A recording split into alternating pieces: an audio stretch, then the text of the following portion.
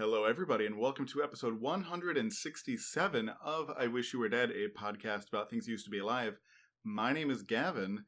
Mike and Fia are off, so as always, is my wonderful in-house substitute guest host, my wonderful wife, Liz. Hi, everyone. Yeah, also in the room, you may hear her sort of babble a little bit, making her podcast debut. Our daughter, little baby Igneous. I was gonna say, what was Mike's name for her? According to Mike, little baby Igneous. So she's just here in the room. She's hanging out. She just got home from daycare, so we're all having a good time. She just had a bottle, nice and happy, hopefully. So, but yeah, we don't really have Mike or Fia to do sort of a Today in History or a Seagrass Corner. I'm gonna have to come out with like my own like little intros, like for when I take over. Yeah, I'll have to think about something like that. Absolutely. But in the meantime, Liz, would you mind doing some housekeeping? I mean, if you look around our house, I clearly am not big on housekeeping, but sure, as far as the podcast goes. Everyone, don't forget to rate the show on whatever platform you listen to us on, and follow us on Twitter, Facebook, and YouTube. Give us some feedback about the show and any future topics you'd like to hear on the podcast. And if you'd like to be a guest, so, steal my spot, go ahead and fill out the guest form, which can be found on the show notes. And what's going to be our next topic, Gavin? Literally, we started recording this and I was like, oh, wait, I don't know. And then we just kind of talked it out. And it's going to be wood. We were talking about all things wood. What exactly is wood? Why is it special? And how much of it could a woodchuck chuck? If a woodchuck could chuck wood. That was completely organic. That was not planned at all. Good job. Good job, hon. But yeah, so it's going to be next episode. But for this episode, we're talking about the absolute freaks. The weirdest mammals. Monotremes. So, monotremes, like, everything about them is definitely mammal, but weird. And so the most famous thing that they do is lay eggs. If you missed last episode, dear listeners, yes, there are mammals that lay eggs, 5 of them, as Liz pointed out. Pretty much just 2. Yeah. But they're also weird in so many other ways that we'll get into. So first, before we get into anything, what do you know about monotremes? Other than I was going to give away what animals. Well, I mean, go ahead. So if you were to ask me, what are the animals that lay eggs and are mammals, I would say there are 4 types of echidnas. Please don't ask me what kind. I don't know their names. We'll get into it. So I just categorize them all as one. The echidnas and also platypus. Yes. There are 4 species of echidna and 1 species of platypus. Harry the platypus! And so, which is convenient because sometimes when we talk about a group of animals, there's so many that we just have to talk about like broad strokes, the different subgroups. This one, there's literally 5. So we're just going to go through each of the 5 species and talk about each of them, what they kind of look like, what their whole deal is. And so firstly, the 4 species of echidna, family Tachyglossidae, which I don't remember what the prefix tachy means, but gloss, anything you hear gloss is, I think Latin for tongue. Was it like tachycardia or something like that? Probably, but I don't know what that means. I'm sure it's the same root, but I don't know what it means. Gotcha. So echidnas more or less look like hedgehogs, like including the spines, but with like a longer snout, big hands and claws like a mole, and also like kind of just like more round. Spiky anteater. Yeah. So if you picture like a hedgehog, picture that, but like with just a longer snoot, bigger hands, and just kind of like their back is like more domed instead of being kind of flat-ish like a hedgehog. My instinct is to also bring in kiwis, but then I realized that that's also an obscure animal that isn't helpful for this topic. And so they have these really short legs that make them really awkward at walking. do yourself a favor, look up a video. They just look so weird. Like, it looks more or less fine when they're just standing, but if you watch them walk, they just look like they're, like, wearing a skin suit, like an alien wearing, like, an echidna skin suit, or, like, a hedgehog skin suit, trying to figure out how to walk amongst the earth animals. But they're really good at digging, which is why they have such big, like, claws and hands like a mole, because they spend a lot of time digging. Digging burrows or digging up their food. They have this really long snout, sort of like anteaters, and can honestly, like, barely open their mouths. Their mouths are just like this little tiny hole at the end of their snout. And their bottom jaw are, like, so thin and fragile that it just looks like this little twig. It's barely there at all. And so, for echidnas, there are 2 genera. The first one is Tachyglossus, that has 1 species. That's the short-beaked echidna. That's the, best known of all the echidnas, because it's the most widespread and lives in a place famous for its wildlife, Australia. It lives across the entire continent of Australia, including places like the island of Tasmania to the south of it, and a bit on the pretty large island to the north of Australia called New Guinea. It's Australia's most widespread native mammal. Fun fact. It is the smallest echidna, being only like a foot and a half long, and like ballpark 10-ish pounds. Okay. So, like, imagine like the size of a cat without the tail. They mostly eat ants and termites, which is also why they have those big claws, so they can claw into their mounds and stuff. Sorry, I didn't mean to interrupt, but I was just wondering, so are they particularly, like, quick animals? No, not at all. Are they faster of the 2? I mean, any animal can move quicker than you probably think they can, but... Well, just compared to, like, the next genus that you're going to discuss. Why? Like, because that's what tacky means. Fast. Fast tongue. Oh. Okay, my bad. See, listeners, everyone's learning. The other genus, Zaglossus, has 3 species, all of which live in New Guinea. They don't live in Australia at all. These are the long-beaked echidnas, and they're found all in, like, separate parts of New Guinea, which is a very mountainous island. Basically, there are 2 environments on this island: tropical rainforest or mountain. That's pretty much it. All 3 of them eat mostly worms. First, there's the western long-beaked echidna. Lives just on sort of the western tip of the island in some, like, mountainy forests. It's the largest living monotreme, over 30 pounds. Bless you. The spines on this species are a lot less visible in the fur compared to the short-beaked one. In the short-beaked echidna, the fur is, like, mostly brownish, but the spines are, like, this kind of white or cream color. And in most of the rest of them, the spines are, like, relatively shorter, and more similar to the color of the fur, so they kind of blend into the fur a little bit more. Okay. But obviously, they're still there. All of them do the typical, like, thing that has spines thing of, like, if they're threatened, they just roll up into a ball. I do love that. Yeah, but it's when the ball is 30 pounds of spines, that's pretty big. This species is critically endangered. They are doing very poorly. Next is the eastern long-beaked echidna, which is a bit smaller, only like 15 pounds or so. And they live in this sort of span of mountains that runs basically all across the island east to west. But they live, like, just in that, like, central strip of mountains across the island. And they live, like, pretty high up. Like, some of those mountains get, like, over 4,100 meters, which is, like, for us here in the U.S., about 13,000 feet tall. Wow.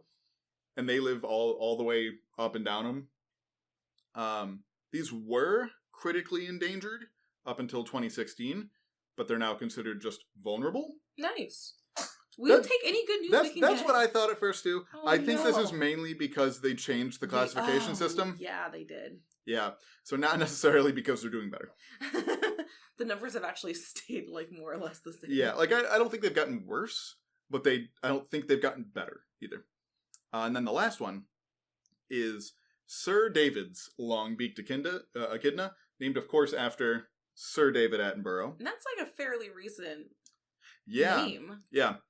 This one is like probably one of, I'd say, the top 15 most endangered mammals, I would say.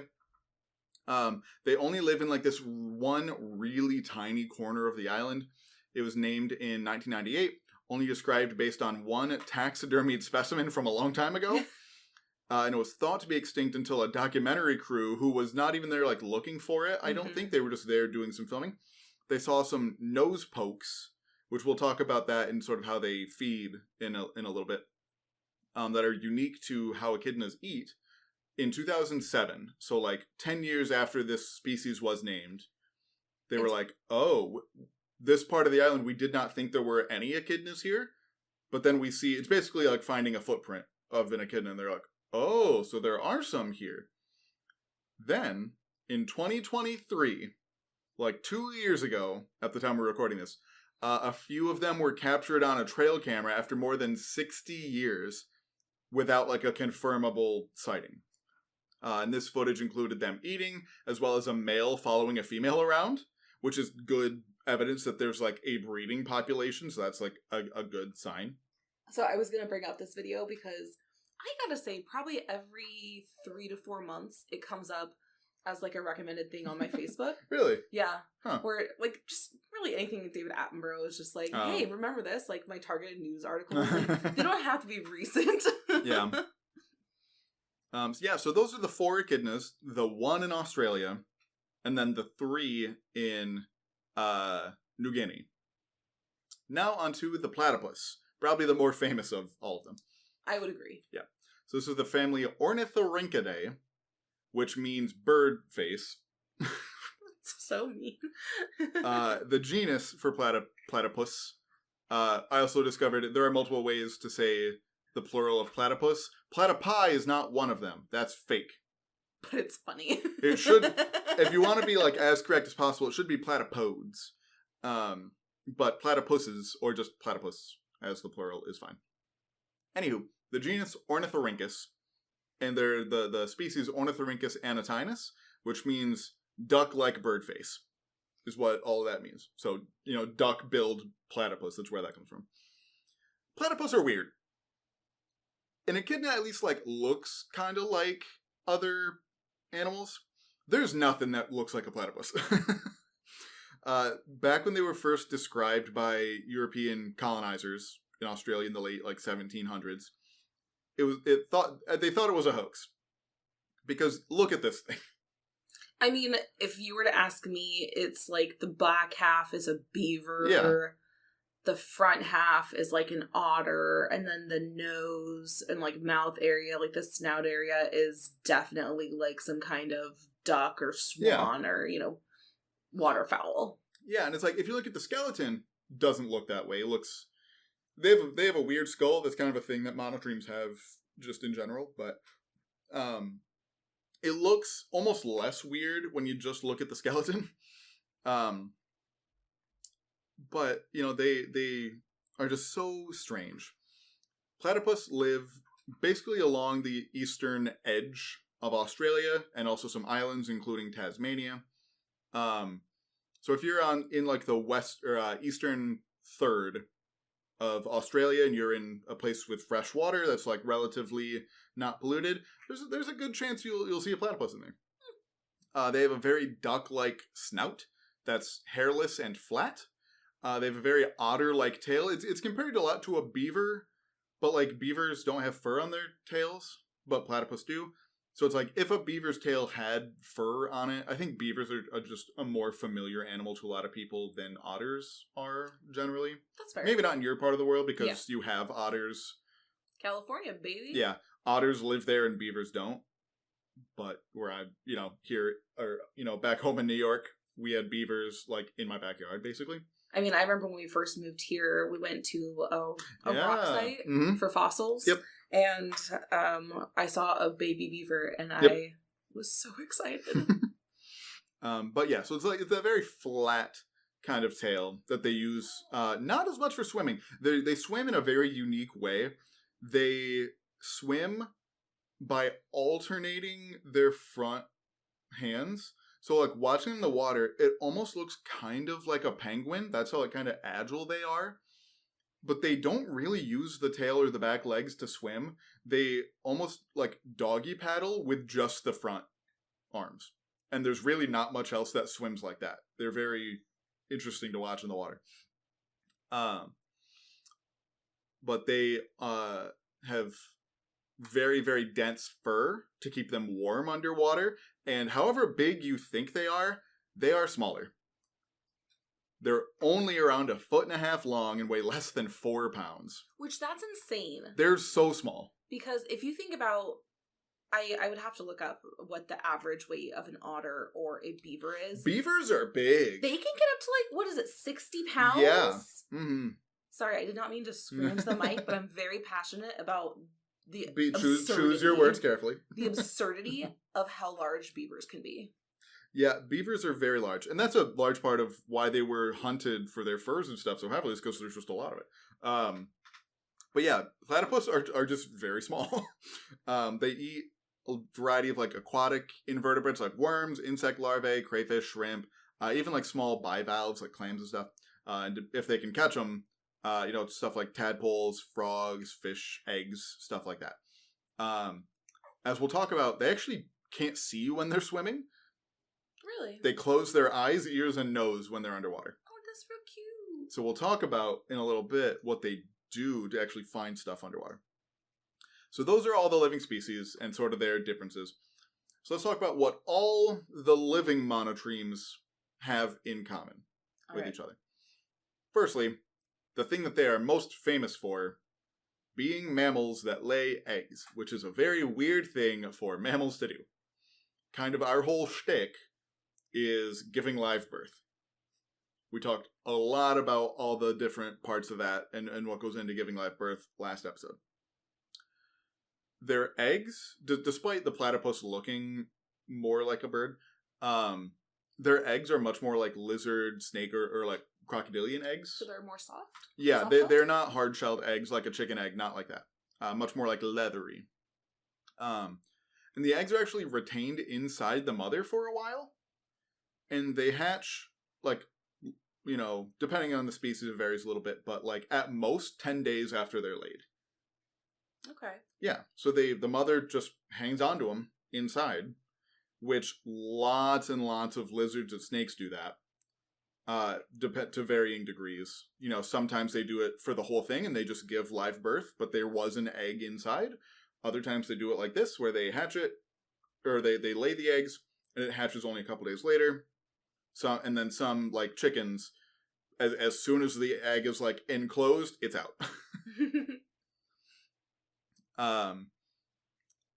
While they're in there, while they're still inside the mother, they apparently get some kind of nutrients from her, which was kind of weird, because like they're enclosed in an egg, and like the whole point of an eggshell is to stop that from happening, to prevent like any cross-contamination or like permeation. Yeah, the only thing that's supposed to be able to get across like an egg membrane, for at least amniotic eggs anyway, is gases.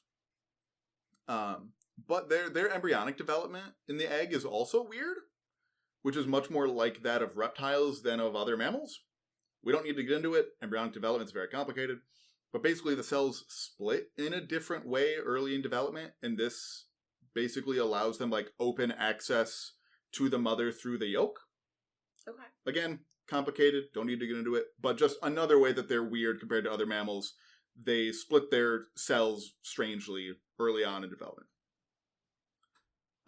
Secondly, unlike most mammals, but like reptiles, they have a cloaca. Or for our any Australian listeners, a cloaca. Yes. A single orifice used for peeing, pooping, and reproduction.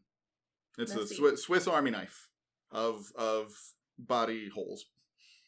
And I wouldn't have included this next part if Mike were here. In my notes it says parentheses, LOL. But in monotremes, while males do have a penis. It is only used for transmitting sperm, not peeing. Oh, interesting. Yeah. So it's like they similar to birds. I mean, birds have a penis. And I'm not sure if there's technically a different word for it in birds. I know there is in lizards. But it does none of like the waste excretion is just for reproduction. Just for like mammalians, I would have thought it would have, been combined. Thirdly, while they do still make milk like proper mammals, they don't have nipples. This is correct. Yeah, they basically have like these patches of less densely furred skin on their stomach, and they just sweat milk. Just secretes. Yep. Just kind of oozes. Yep. Which honestly was really important to us, like kind of understanding the evolution of milk, is that it basically is just modified sweat, which is gross if you think about it. But yeah, the hatchlings basically just lick it up. They just lick it right off mother's skin. Yeah. Gross. Sorry that us milking mothers are just absolutely repulsive to you. Yep, sure are. Next, they all have some form of electrosensory organs in their face. This is what I was talking about with, platypus close their eyes, ears and nose while they're swimming. This is how they have no other way to really sense their environment in the water. But their beak, their bill, is just covered in little electrosensory organs that they use to find their food. So just naturally, I don't know if plants do this, now that I'm thinking about it, but at least all animals. When our nerve cells talk to each other, so even if you're just sitting, being completely motionless, or even if you're asleep, your body's still doing things, right? Mm-hmm. And so your nerves release this itty bitty teeny tiny little bits of electricity. And just naturally, some of that's good, especially if you're in the water, is just going to get out into the environment. As good as our bodies try to be at enclosing ourselves from the environment, when it comes to things as small as electrons, we can't be perfect. So this is how platypus find their food. They basically will take their bill and just run it through the sediment at the bottom of their stream or their lake or whatever, and they'll be able to just feel anything that's alive in the sediment, and they'll just gobble it up. That's amazing. Yeah. Echidnas obviously don't live in water, and it's a lot harder for electricity to travel through air than it does water. And so they have this long snout that they basically use to find food by poking it into the dirt. And they try and sense their food with this electroception that way. And then they use their big claws to sort of dig it up. They live, with the exception of the short-beaked echidna, which, like I said, lives all across all of Australia, which is not known to be a wet place. New Guinea, like I said, is basically all rainforest or mountains. And in the rainforest part, the soil is just very wet. Mm-hmm. So if you just poke your beak into the soil, you'll feel something. There's enough water there that obviously it's not as good as being underwater, but they'll still feel something. Okay.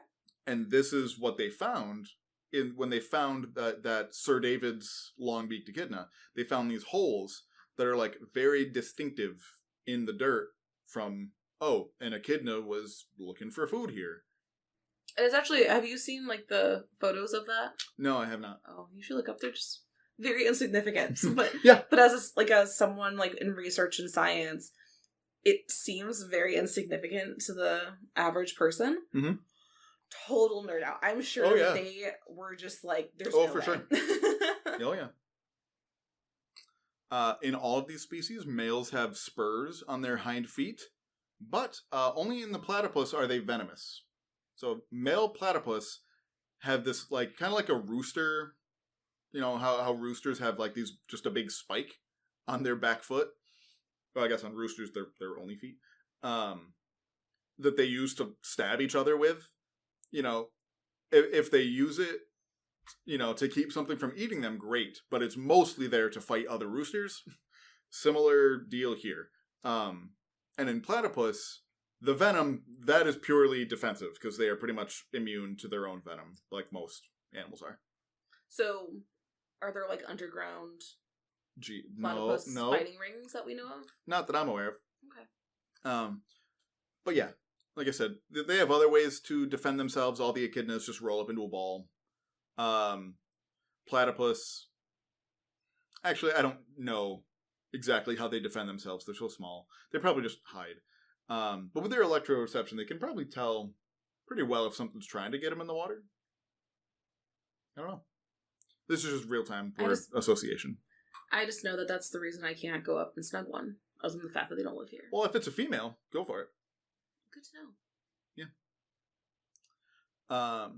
Their genetics are so weird.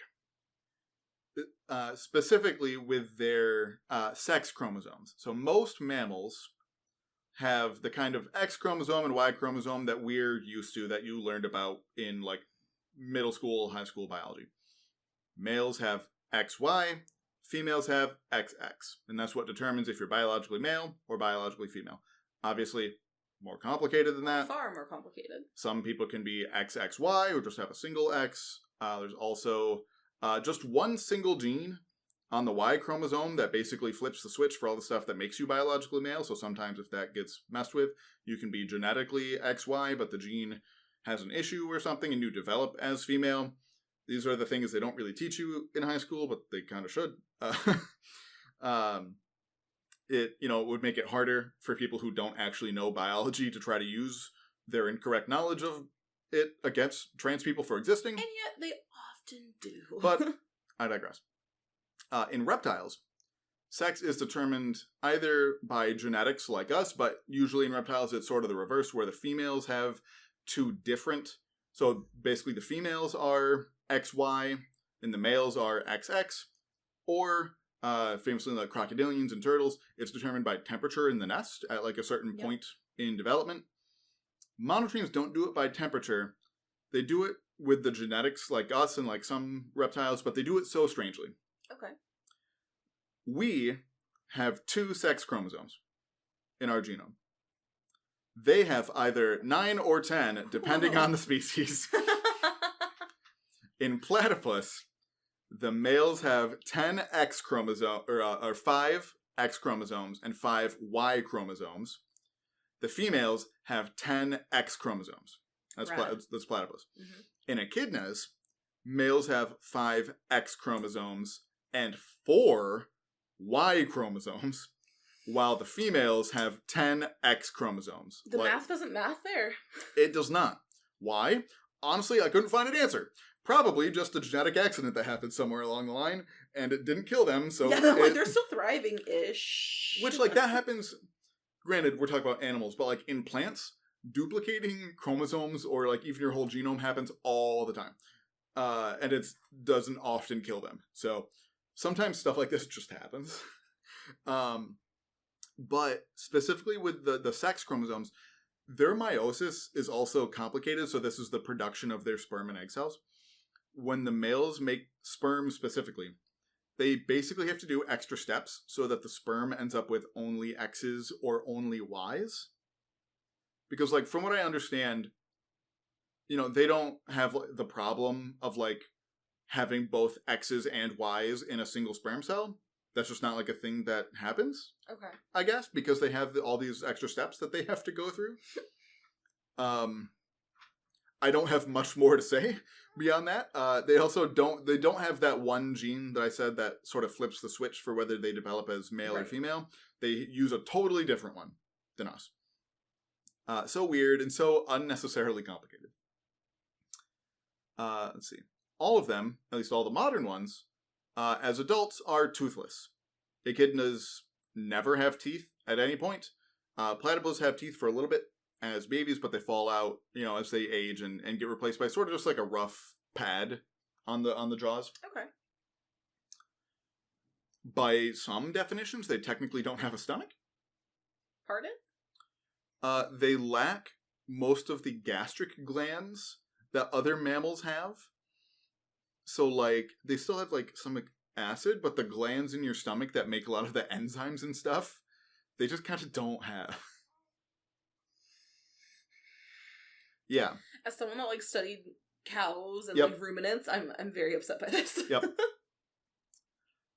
They generally have lower metabolic rates and body temperatures than other mammals. On average, their internal body temperature is about 10 degrees Fahrenheit lower than that of like the average placental mammal, which is not an insignificant difference. If like in a human, if your body temperature drops by 10 degrees, like you are dead. The evidence kind of currently suggests that this might just be a modern monotreme thing, though. Oh, interesting. And not necessarily the case for ancient monotremes. And I think that's a really good segue into like a little discussion about how the living groups of any particular animal that we have around today aren't always the best representative of their fossil ancestors. Right. So, for example, we humans are a really bad example of what our lineage was like. You know, even just from the time we diverged from chimpanzees, we are not a representative sample of what our lineage looked like. Our heads are enormous. Our pelvises are very strange. Our feet are weird. We don't have like an opposable foot thumb. Speak for yourself. Bummer. I'm kidding. We have basically no hair. Our arms are so short. Sorry. This is just a roasting Gavin episode. Yeah. I can't help it. Our arms are so short. Our teeth are so small. I could go on. But we're the only ones left today. And because that's what we view us as, you know, we view us as ourselves as sort of like the default for our lineage. And that's kind of like a similar situation for monotremes. So let's take a look at their fossil record and evolution. And throughout all this, I want you to keep in mind that today there are 4 echidnas and 1 platypus. Depending on exactly how you define mammal, mammals first show up, just like mammals generally, show up sometime between the latest part of the Triassic period and the middle of the Jurassic. So sometime between about 200 and 160 million years ago, ballpark. Monotremes are the most basal group of living mammals, meaning that they split off, you know, from the others the earliest. Right. That being said, we don't see any monotreme fossils until about 126 million years ago in the Cretaceous period. So they split off early, but even if they split off as late as they could have, we don't have any for almost 40 million years after we should. They almost certainly split off way before that, and molecular clock estimates sort of put the split anywhere from as old as 220 million years ago, or as recent as 160 million years ago. Uh-huh. So anytime between the end of the Triassic and, you know, the beginning of the Jurassic, somewhere in there. We have placental mammals, so that's like us. Right. As old as 160 million years. So the ballpark of 160 probably isn't right, in my opinion. Because this isn't like it might be placental. It's like, no, this is definitely a placental mammal. So they probably split off probably closer to the 200 million years ago side. As we talked about last episode, whether these early mammals or mammal-like things were laying eggs or giving live birth is really hard to figure out. It was likely some kind of mishmash, which mammal or mammal-adjacent things were and weren't laying eggs. This idea, I remember hearing about this quite a bit a few years ago, and then I haven't heard anything about it since. But the idea that monotremes are just so strange. Like, they clearly are, at the very least, more closely related to mammals than they are to anything else. But, like, are they mammals?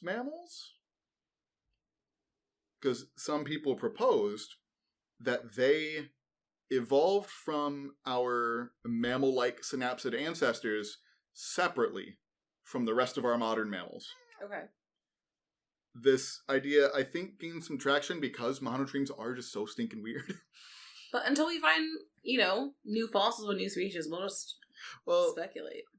It doesn't seem to be the case. Like I said, I remember hearing about it a bit here and there, but like I said, haven't really heard much about it since. So they are honest to goodness mammals. They are just really strange. Anywho, the earliest monotreme fossil is a genus called Tainolophus from about 120 million years ago from southeastern Australia, basically where they live today. Kind of like where the platypus lives today, mostly. It was strange compared to our modern monotremes in that it still had teeth.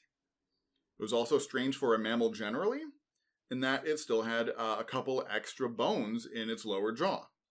So mammals, you, me, platypus, kangaroos, etc., have 3 inner ear bones. So like between your eardrum and your brain, your nerves that hear, there's 3 little tiny bones that help connect all the sound. Reptiles only have 1. The 2 extras that mammals have evolved from the bones where the jaw articulates to the skull. Okay. So it's like the bone at like the tip of the jaw where it touches the skull, and then the bone on the skull that touched the jaw. Can I ask what might be a really dumb question? Sure. Is that why, when snakes, can, open their jaw wide enough to eat creatures that are, way bigger than, you would think should be able to fit in their mouth? Not really. Okay. That's because, their jaws aren't fused. Gotcha. So, I thought that was, all connected with, these extra bones. No, where our chin is, snakes have nothing. They just have a ligament. Okay. And same thing with the top of their, But if you look at any reptile jaw, whether it's a snake or a lizard or a crocodile or whatever, you'll see it has lots of different bones in it, whereas we only have 1. Gotcha. Well, 1 on each side. Right.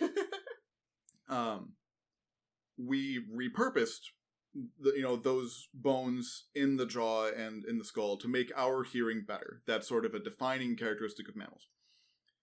This species is definitely a monotreme. It is definitely a mammal, but it still has these bones outside the ear. This means that monotremes and the rest of mammals evolved this 3-part inner ear separately from each other. So our mammal lineage with marsupials did it once their own. Monotremes did it once on their own. Weird. I really like those ear bones. Yeah. It also didn't have a beak, like all of our modern ones have. We don't have a lot of this species, like a lot of the bones. So that's pretty much all we know about it, is that it had teeth, it had these bones in the jaw, and it didn't have a beak. Can I ask how they, came to the conclusion it was a monotreme then? With mammals, teeth are nice. Teeth are very helpful. Mammals have very complicated teeth relative to reptiles or things. Okay. And so basically each group of mammals has very characteristic things about their teeth. And so we can just tell, even just by looking at baby platypus teeth, and then, spoilers, some of the monotremes that we do have good fossils for, looking at their teeth, being okay, these are the specific features for monotreme teeth. We see this one, we see it's clearly has those features, so it's a monotreme. Gotcha. Okay. Yep. We have a couple more fossils from the middle of the Cretaceous, about 110 million years ago, also in southeastern Australia, but they're very incomplete, so we'll just kind of skip them. Then about 100 million years ago, we get quite a few more of them from a bit more north now, sort of central eastern Australia. And all of these were just published last year, 2024. Wow. And so there's still a lot of work that needs to be done on them. Most of them still aren't really like our modern species. They still have teeth, though they're mostly depicted as having more of a beak-shaped face. Sort of like a platypus, but with a more normal-shaped tail and a narrower beak, so not as flat. Okay. There's 6 genera, all named from this one locality. One of them the genus Daragara, which is just very fun. Apparently That is that's a very fun name. apparently that's the word for platypus in several of the native languages around there, which is pretty cool. It is referred to the family Ornithorhynchidae, the platypus family. So way back 110 million years ago, they had platypus. Or 100 million years ago. It's only known from a partial jaw, but apparently that's enough for the authors to call it a platypus. Okay. I'll take their word for it. Yeah. What do I know? Yeah. Then at the very end of the Cretaceous period, around 70 million years ago, we get a genus called Pythagorhynchus, another platypus. But if you're familiar with different parts of the world, you might have guessed by the name, that is not in Australia. I'll say the name again. Pythagorhynchus. It is from Patagonia? It is from Patagonia, Whoa! the southern part of South America. At this time, Australia and South America were still connected with Antarctica in the middle. Those three continents were hanging out down south and exchanging lots of animals. We've never found monotreme fossils from Antarctica, but we know they must have been there. That is really cool. Yeah, because of this fossil here. After the dinosaurs go extinct, monotremes seem to do relatively okay. There's a lot of weird things about that extinction. If you were less than about 20, 25 pounds, you were pretty much chilling, honestly. So they seem to do fine. There is another platypus from South America called Monotrematum from shortly after the extinction, about 60 million years ago. And those two are the only monotreme fossils from outside of Australia and New Guinea. Oh, wow. Yeah. Unfortunately, we take a bit of a hiatus here for monotreme fossils. We have those two in South America, but in Australia, we go from 100 million years to about 30 million years with no known fossils. Wild. Yeah. Mostly because Australia in general doesn't have a great fossil record from this time, like pretty much anywhere across the continent. Australia is very dry and like very eroding. Mm-hmm. It's hard to get deposition when you don't have water. At least harder. So we go from like I said, about 100 million years to about 30 million years ago with the genus Obdurodon, which has 3 different species and ranges from like 30 million years ago through till only about 5 million years ago. So this genus was around for a while. These guys basically seem like they were just platypus, but with teeth as adults. Okay. One of the species was like potentially pretty large, like over a meter. So like 3.5 feet for us here, in the States. Compared to the modern platypus, that's, like I said, just a foot and a half. So, like, potentially at least twice the size of the modern platypus.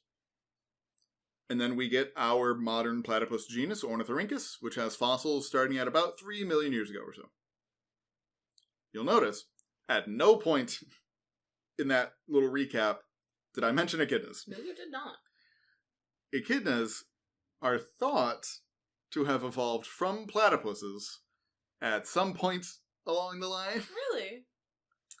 Molecular clock estimates put it somewhere between 19 and 48 million years ago. That is a long gap. Somewhere in that long gap where we don't have a lot of fossils in Australia in general, that would mean that echidnas evolved from platypus-like aquatic ancestors. And it's hypothesized that echidnas got to the island of New Guinea, to the north of Australia, where there weren't any terrestrial marsupials to compete with, and evolved back to being terrestrial. That makes sense to me. Yeah. That being said, we don't have any echidna fossils from New Guinea. They're all from Australia. This could be because it's a hard place to do field work in, so we just haven't looked all that much. Like I said, it's basically all really tall mountains or tropical rainforest. So it's hard to do field work in those places. It's also, those environments are not good at preserving fossils. Tropical rainforest, anything biological just gets broken down way too fast. And in mountains, if something dies, it's just going to fall down the mountain. So they don't make fossils well. So it's hard to say exactly. There are a total of 2 extinct genera of echidnas known from fossils. There's one called Megalibguilia ONI, which is... Sorry, what was that? Megalibguilia, which I believe is also from a native language, indigenous Australian. Oh, you got really serious. I was going to make you say it like 4 more times. Oh, okay. So that one is about 2 or 3 million years old. It's really only known from some arm bones. Wow. Yep. There's a younger, so like more recent species, Megalibguilia robusta, that is more complete and seems to be basically a modern echidna. The other, Murrayglossus, was quite large, the largest monotreme we have evidence of. It was about 1 meter long, but, think of echidnas, they don't have tails. So, like, that meter-long platypus, this is quite a bit bigger than that. This was somewhere between 40 and 60 pounds. And remind me, what is the average size of the 4, like... The biggest one, I think, tops out around 30. Okay. Yeah. So it's not, like, absurdly larger. Okay. Nope. And these were both on, like, mainland Australia. And that's pretty much it. We just kind of don't have echidnas. And like I said, the oldest fossil echidna we have is at most like 3 million years old. So how echidnas became echidnas, we don't know. Hard to say. Where did they come from? Where did they go? Where did they come from? Echidna Joe. Kangaroo Jack. That would have been a better joke. And that's pretty much it for the monotremes. They're so strange. And their strangeness, part of it is, like, from their weird evolutionary lineage. But like I said, a lot of the things that make the modern ones weird are not necessarily representative of all the fossils. So I'm basically off script now. This is where my notes ended. So up until all the ones that are not like definitively platypus look like pretty normal mammals. Like they kind of just look like a slightly wrong like shrew or something else in that group. With just big hands. that is kind of a big thing throughout monotremes, that they all have kind of big hands. But they all just do all of the weird things that we see about modern ones are hard to tell with the fossils. They're like the dachshunds of the dog family. Yeah, I can see that. Have you ever like looked at a dachshund's paws, like a dachshund's? No. Dachshund. They're too big? Unsettling. It's just unsettling. Listeners, do yourself a favor. If you've never seen them in person up close, just Google it. While you're at it, Google what a platypus's skull looks like, because most of their beak isn't filled in. It's not like a duck's beak where it's all bone. Oh. Like the middle part is soft and squishy and there's no bone there. Huh. Like the bone... So it's almost just like a massive like jaw. Like... Well, because a lot of the electroreceptor stuff needs like jelly to sort of conduct all of it. And so their upper jaw almost looks like weird like insect pincers. Because I also don't think it's connected at the front either, like we were talking about with the snakes. Where it like comes sort of, out away from the face, sort of in toward the middle, back out, and then curves back in to form sort of, like I said, like insect pincers. That is like a classic for comparative anatomy teachers to give students as like a stumper. That's a classic. Because it's so strange.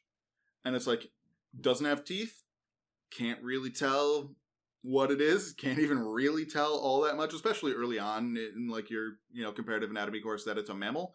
If you don't know certain other parts to look for, they're so strange.